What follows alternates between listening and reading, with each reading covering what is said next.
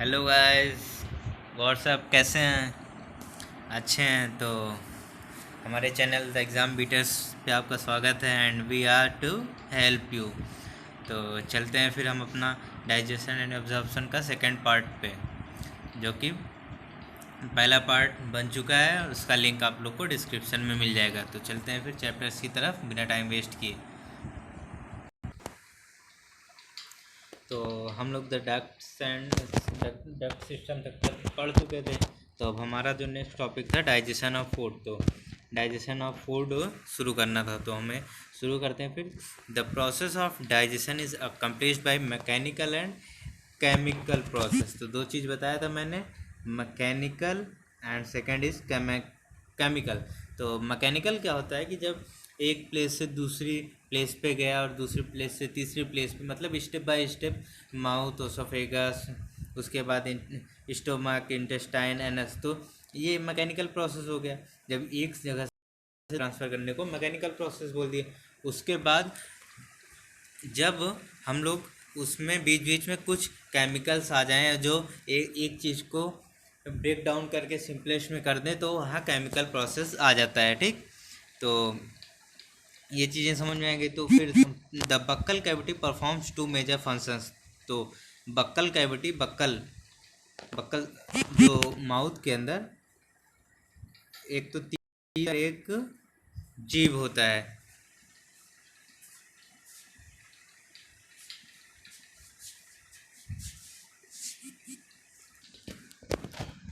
The buccal cavity performs two major functions. तो जो buccal cavity होती हैं टू मेजर फंक्शन परफॉर्म करती हैं। एक तो होता है mastication of food and the facilitation of swallowing। तो swallowing का क्या मतलब होता है, मैस्टिफिकेशन का क्या मतलब। तो पहला मैस्टिफिकेशन समझेंगे।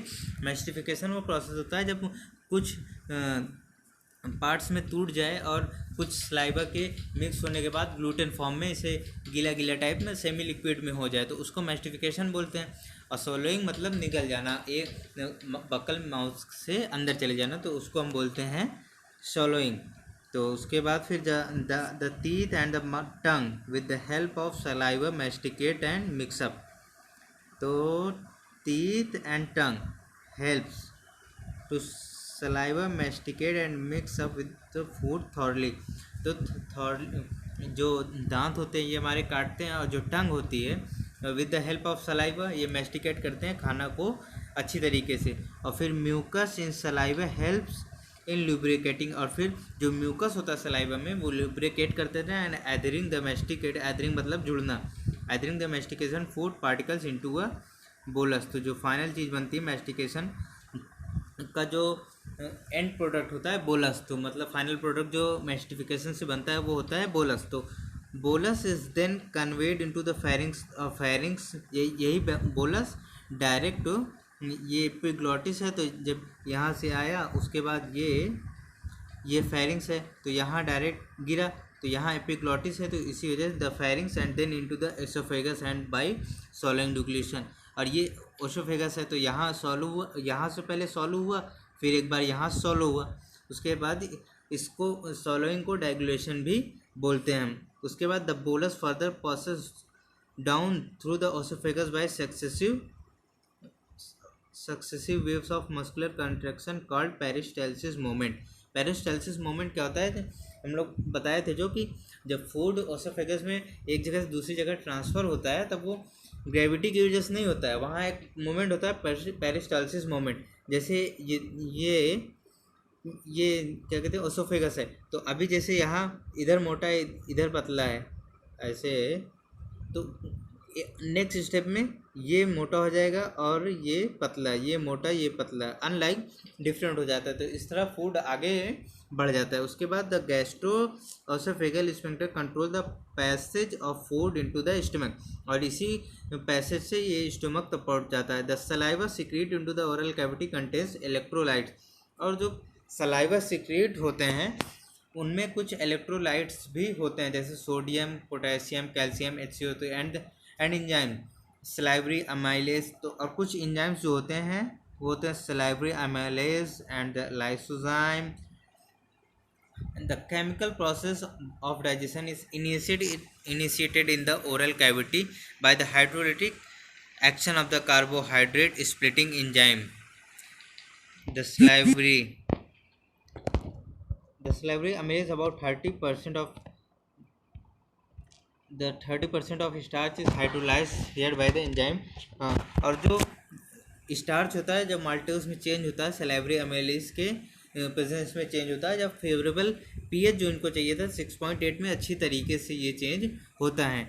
और ये जो डाइसेक्राइड में मतलब पॉलीसेक्राइड जो चेंज होते हैं वहाँ डाइसेक्राइड में होते हैं तो ये माल्टोज का फॉर्म लेते हैं। और lysozyme present in the saliva act as a antibacterial agent that prevents infection.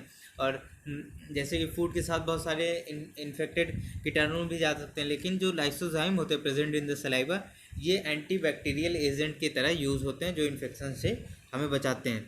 उसके बाद जब हम नीचे चलते हैं तो मिलता है हमें the mucosa of starch has gastric gland. The gastric glands have 3 major types of cells namely. तो 3 टाइप के सेल्स जो होते हैं गैस्ट्रिक सेल्स में mucus next cell which helps in secrete mucus and the second is peptic or chief cell which secrete proenzyme pepsinogen and the perithel or oxygen which secrete HCl and intercenic factors.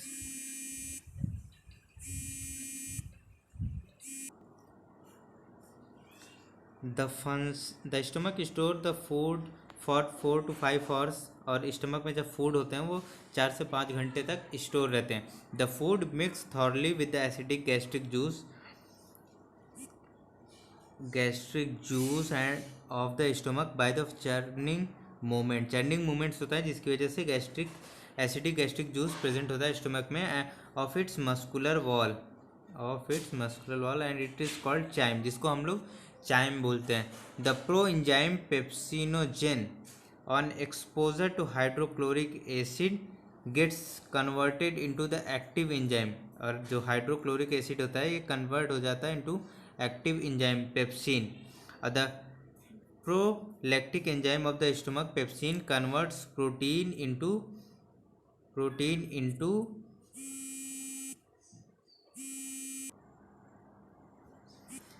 तो हम लोग देख रहे थे proteases and peptides जिसको बोलते हैं। The mucus and the bicarbonates present in the gastric juice plays an important role in the lubrication and protection of the mucous epithelial from exhaustion by the highly concentrated hydrochloric acid।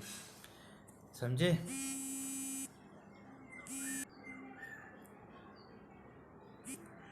तो जब जो HCl होता है तो ये highly concentrated होता है HCl तो इससे बचाने के लिए तो द गैस्ट्रिक जूस बचाता है role in protection.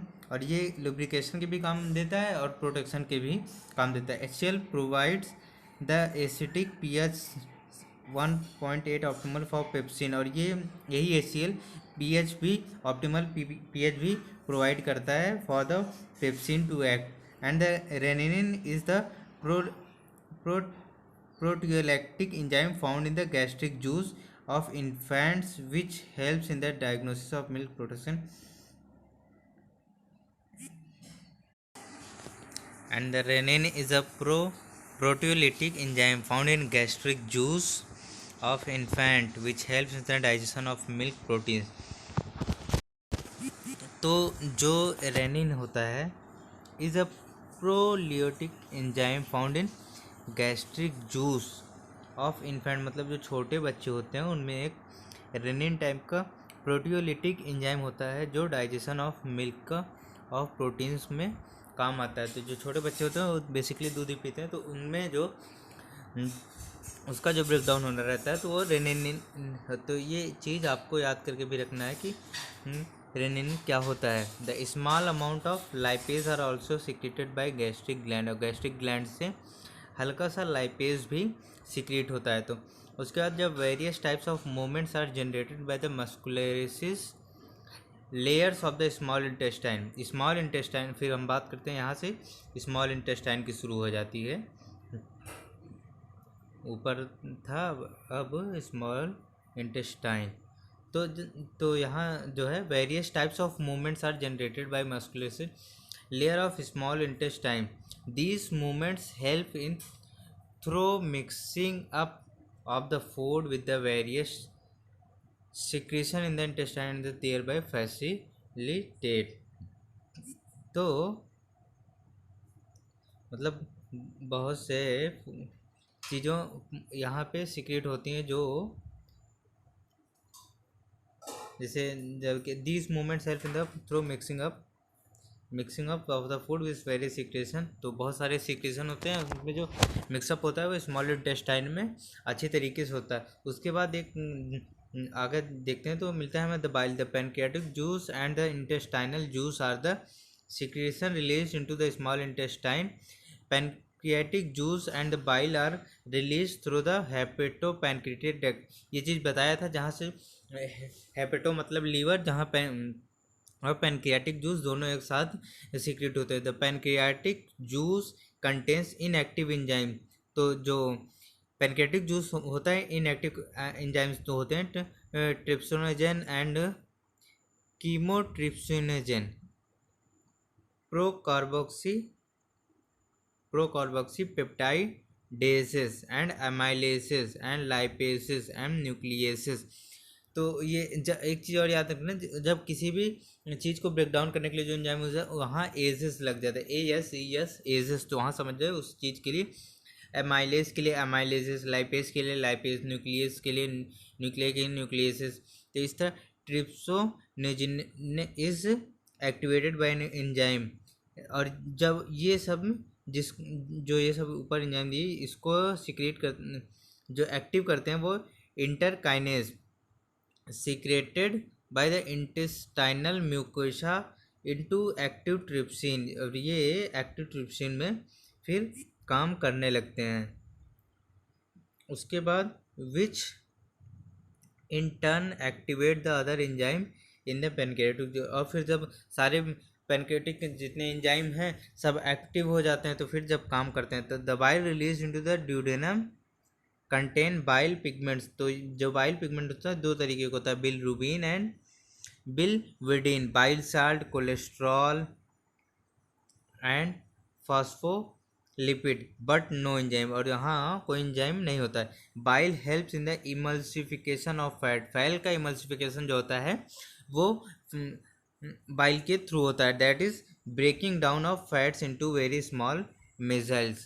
And bile also activate lipases. और बाइल का एक काम और होता है, ये लाइपेस को भी एक्टिव करते हैं। तो इस तरह हम देख लेते हैं पूरा बाइल जूस का पूरा रोल यहाँ देख लिएगा।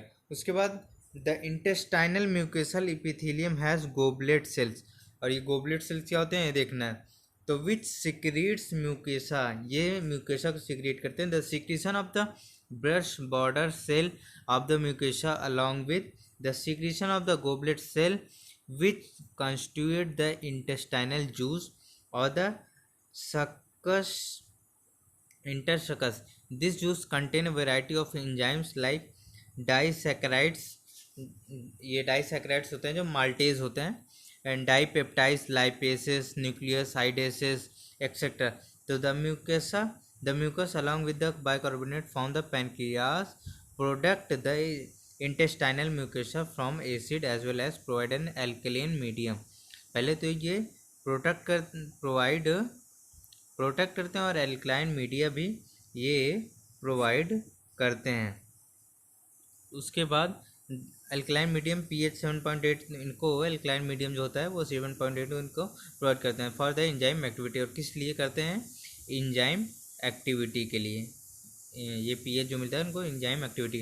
और सम म्यूकोसल ग्लैंड और burner gland also helps in this. और एक ये वर्ड भी याद करना, ये way it also helps in this. उसके बाद फिर आगे हमको मिलता है तो जैसे प्रोटीन, इसको शॉर्ट में देख लेंगे हम जल्दी। प्रोटीन्स एंड पेप्टॉन्स एंड ये जब ट्रिप्सिन और क्रीमोट्रिप्सिन तो कार्बोक्सी पेप्टाइडेस के प्रेजेंस में हो जाता है तो ये डाईपेप्टाइड्स बन जाता है। उसके बाद जो पॉलीसेक्राइड मतलब स्टार्च जो होता है एमाइलेज के प्रेजेंट में ये भी डाईसेक्राइड्स हो जाता है। उसका जो फैट होता है वो लाइपेसेस के थ्रू डिग्लिसराइड्स होता है, उसके बाद फिर ये मोनो ग्लिसराइड्स बन जाता है, डाइग्लिसराइड एंड फिर मोनोग्लिसराइड। उसके बाद न्यूक्लिक एसिड जो होता है न्यूक्लियसिस में के प्रेजेंट में न्यूक्लियोटाइड्स बनते हैं, फिर न्यूक्लियोसाइड्स बनते हैं, पहले टाइड न्यूक्लियोटाइड्स फिर nucleosides. The enzyme in the circus interact and the end product of their above reaction to form the respective simple absorbable form. The final step in digestion occurs very close to the mucosal epithelial cell of the intestine. उसके बाद फिर कुछ और मिलते हैं डाईपेप्टाइड्स। तो डाईपेप्टाइड्स ये amino acid में चल जाएगा। Maltose maltase glucose plus glucose, lactose lactase glucose plus galactose. उसके बाद सक्रोज फिर सक्रेज, फिर ये ग्लूकोज और फ्रक्टोज में चेंज हो गया। फिर न्यूक्लियोटाइड्स जो है न्यूक्लियोटाइडेज की प्रेजेंट में हो गया न्यूक्लियोसाइड्स, और फिर न्यूक्लियोसाइडेज के प्रेजेंट में शुगर एंड बेसिस। उसके बाद डाई एंड मोनोग्लिसराइड जो होते हैं वो लिपिड्स लाइपेसेस के प्रेजेंट में फैटी एसिड और ग्लिसरॉल का फॉर्म करते हैं। उसके बाद जब मिलता है the breakdown of biomacromolecules mentioned above occurs in the duodenum region of the small intestine. The simple substance thus formed are absorbed in the jejunum. तो क्या समझे आप? The breakdown of bio macromolecules mentioned above, ये जो जितना दिया गया है आप सबको बताया गया है,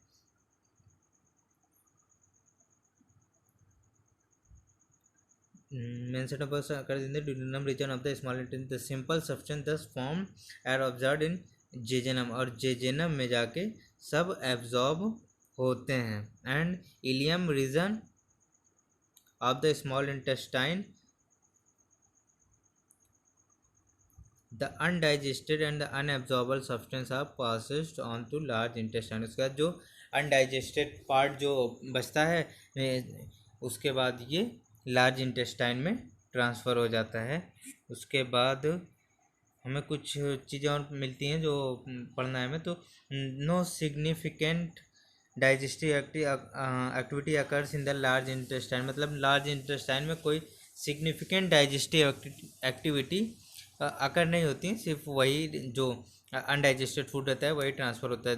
the function of large intestine सार, और उसके बाद लार्ज इंटेस्टाइन का भी फंक्शन देख लेते हैं, उसका क्या फंक्शन होता है। तो पहला जो फंक्शन होता है absorption of some water minerals and certain drugs, तो वहाँ पे जाके कुछ सम वाटर सम मिनरल्स और सर्टन ड्रग्स का एब्जॉर्प्शन होता है। And the second will secretion of mucus which helps in adhering the waste. Adhering मतलब अनडाइजेस्टेड वेस्ट जो रहता है पार्टिकल से रहता है together and lubricating it for an easy passage, तो सो दैट कि जो मूव आउट हो आसानी से, जो वेस्ट हो वो आसानी से मूव आउट हो जाए, इसलिए वहाँ एथरिंग और लुब्रिकेटिंग का काम होता है। तो undigested unabsorbable substance called faeces enter into the cesium of the large intestine through ileocecal valve which prevents the backflow of the facial matter. It is temporarily stored in the rectum till defection, मतलब rectum में जाके ये store हो जाता है। उसके बाद फिर डिफेक्शन मतलब अपने शरीर से बाहर निकल जाना वेस्ट का।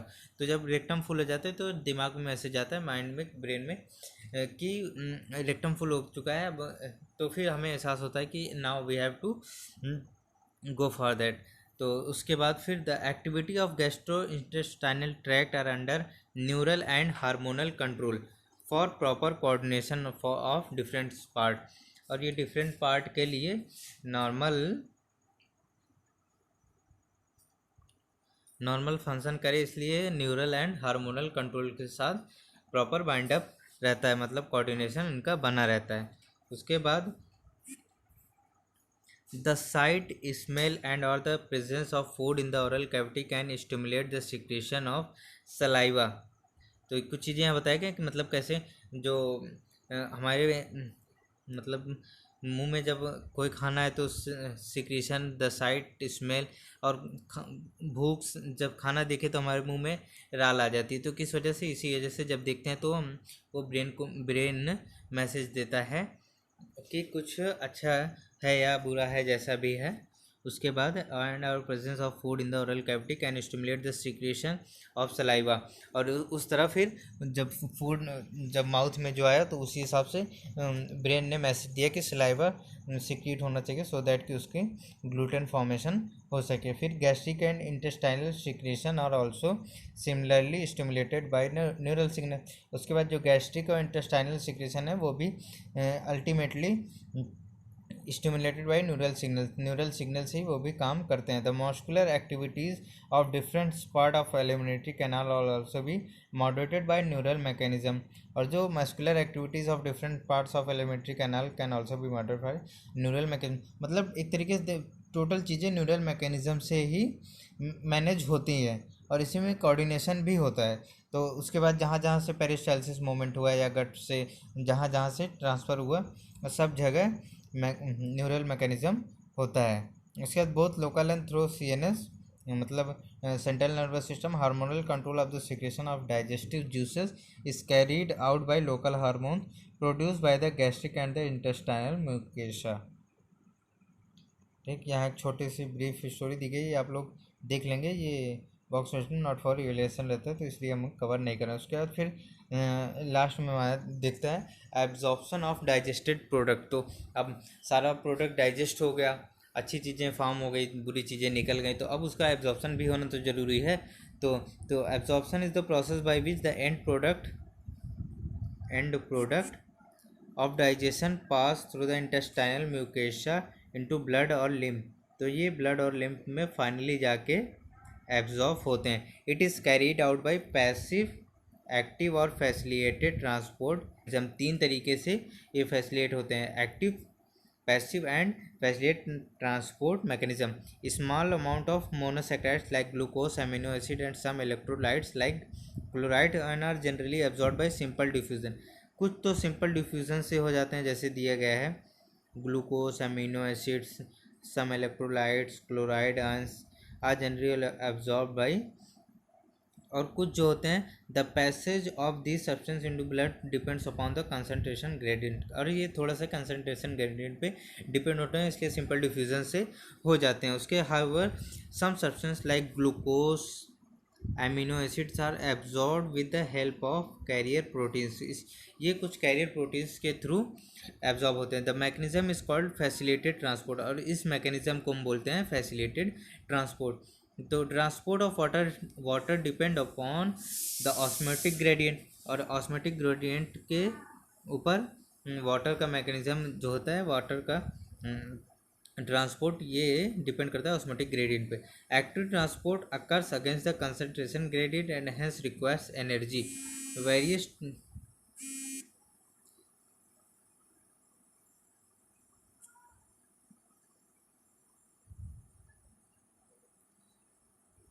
उसके बाद हम देखते हैं तो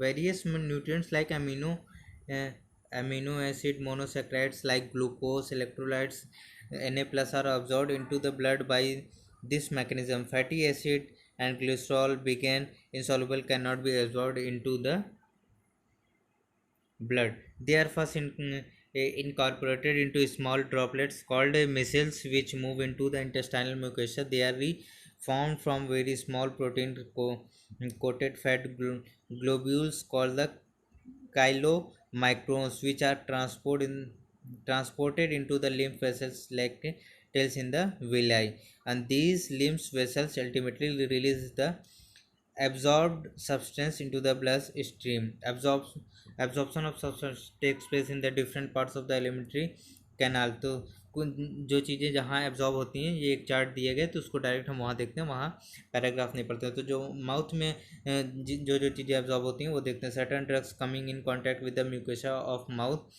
and lower side of the tongue are absorbed into the blood capillaries lining them. और स्टमक में absorption of water, simple sugar and alcohols take place. तो यहाँ पे अल्कोहल शुगर का और सिंपल शुगर का एब्जॉर्ब वाटर का होता है। स्मॉल इंटेस्टाइन में क्या प्रिंसिपल ऑर्गन फॉर एब्जॉर्प्शन, और यहाँ पे स्मॉल इंटेस्टाइन में सबसे ज़्यादा एब्जॉर्प्शन होता है। तो principal organ for absorption of nutrients. The digestion is completed here, and the final product of digestion such as glucose, fructose, fatty acid, glycerol and amino acids are absorbed through the mucosa into the blood stream and the lymph. उसके बाद large intestine में क्या होता है, absorption of water, some minerals and drug takes place, तो वहाँ बहुत से कम होता है। तो the absorb substance finally reach the tissue with the utilize them for the activities. उसके बाद फाइनली टिश्यू सेल के पास पहुँच जाते हैं जो कि काम के लिए होता है। तो प्रोसेस कॉल्ड एसिमिलेशन। जब यही चीज़ ब्लड में मिल जाए और ब्लड से फिर सब सेल्स तक पहुँच जाए तो इसी चीज़ को हम एसिमिलेशन बोलते हैं। और उसके बाद फिर डिसऑर्डर ऑफ डाइजेस्टिव सिस्टम, तो कुछ डिसऑर्डर दिए गए हैं। Jaundice, the liver is affected, skin and eyes turn yellow due to deposit of bile pigment. उसके बाद वॉमिटिंग हो जाती है कभी कभी, डायरिया हो गया, कॉन्स्टिपेशन मतलब in constipation the faeces are retained within the colon as the bowel movement occurs irregularly, और फिर इंडाइजेशन कभी कभी खाना नहीं पचता। तो in this condition the food is not properly digested leading to the feeling of fullness. The cause of indigestion are inadequate enzyme secretion, anxiety, food poisoning, over eating and spicy food. ये short में हम बता दिए हैं। इसका अलग से video बनाया जाएगा डिसऑर्डर ऑफ डाइजेस्टिव सिस्टम के, और भी डिसऑर्डर्स के साथ पूरे वीडियो आपको मिलेंगे। उसके बाद एक लास्ट में एक टॉपिक है PEM, मतलब प्रोटीन एनर्जी माल न्यूट्रिशन। तो प्रोटीन एनर्जी माल न्यूट्रिशन इसको आप लोग पूरा पढ़ लेंगे। तो इसमें बेसिकली वही चीज़ होता है कि जो कुछ कंट्रीज़ में जो माल न्यूट्रिशन मतलब जो कुपोषण होता है, तो कुछ प्रोटीन की वजह से, प्रोटीन और एनर्जी की वजह से जब कुपोषण होता है तो उसको प्रोटीन एनर्जी माल न्यूट्रिशन बोलते हैं। जिसको खाना प्रॉपर ना मिल पाता है तो फिर वो लोग डिफरेंट तरीके से रिएक्ट करते हैं और उनकी बॉडी फिर मिसबिहेव करती है और अच्छे रिस्पांस नहीं देती है। इस तरीके से हमारा पूरा चैप्टर कंप्लीट हो गया। और चीज़ों के लिए बने रहें हमारे चैनल पे, और अच्छा लगे तो शेयर करें, लाइक करें और सब्सक्राइब करें, और हमारे वीडियोस पे कमेंट करें, और अगले वीडियोस के लिए बने रहें। हम अगला वीडियो हमारा पूरा डिसऑर्डर पे रहेगा और कुछ चीज़ों नया के साथ। तो गुड बाय, टेक केयर।